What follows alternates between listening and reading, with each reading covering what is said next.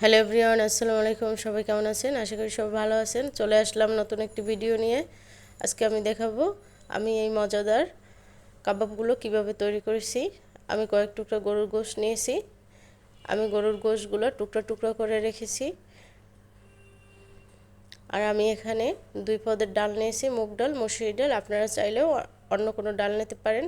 এটা আমি 1-1.5 ঘন্টা ভিজিয়ে রেখেছি। এবার এগুলো আমি ব্লেন্ড করে নেব। আমি এখানে ব্রেড গাম ব্যবহার করব।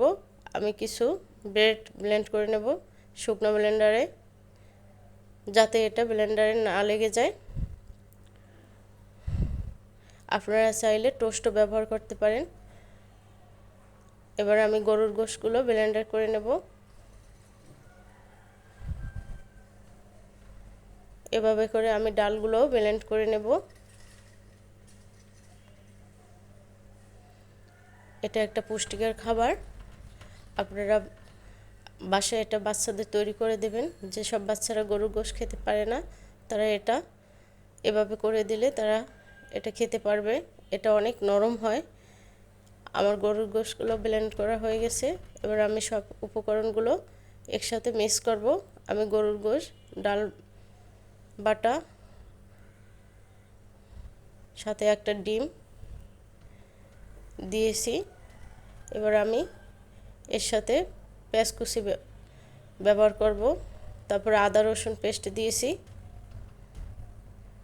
এবার আমি দিচ্ছি মরিচের গুঁড়ো, হলুদের গুঁড়ো, লবণ আর গরম মশলার গুঁড়া। এই গরম মশলার গুঁড়োটা আমি নিজে বানিয়েছি। এবার আমি অল্প অল্প করে ব্রেড গাম দেব, যাতে আমার এটা পারফেক্ট একটা হয়। আমি ব্রেড গাম দেওয়ার পরে এটা মিক্স করে নেব। এবার আমি কিছু মরিচ কুচি দিয়েছি। আমি এখানে কাবাব মশলা ব্যবহার করিনি, তাই একটু মরিচ কুচি দিয়েছি। কাবাব মশলাটা একটু বেশি ঝাল হয়, বাচ্চারা খেতে পারে না। এবার আমি আমার পছন্দ মতো কাবাবের শেপগুলো দিয়ে দিচ্ছি। আমি এভাবে করে আমার সবগুলো কাবাব আমি বানিয়ে নেব। দেখেন আমি কিভাবে আমার কাবাবের শেপ দিচ্ছি। এভাবে করে আপনারা ডিপ ফ্রিজে রেখেও সংরক্ষণ করতে পারেন অনেক দিন পর্যন্ত। আমার সবগুলো কাবাব বানানো হয়ে গেছে। এবার আমি এগুলো ভেজে নেব। আমি প্রথমে প্যানে তেল গরম করে নিচ্ছি। তেলটা অবশ্যই গরম করে নেবেন। এবার আমি একটা একটা করে আমার কাবাবগুলো দিয়ে দেব। কাবাবটা ভাজার সময় আপনার চুলার জালটা কমিয়ে নেবেন, যাতে কাবাবগুলো সুন্দর করে হয়, পুড়ে না যায়। এভাবে করে আমি আমার সব কাবাবগুলো ভেজে নেব। এক পাশ হয়ে গেলে আমি অন্য পাশটা উল্টিয়ে দেব, না হয় ভেঙে যাবে। এভাবে করে আমি আমার কাবাবগুলো সবগুলো উল্টে দেব। এভাবে করে আমার কাবাবগুলো প্রায় হয়ে গেছে।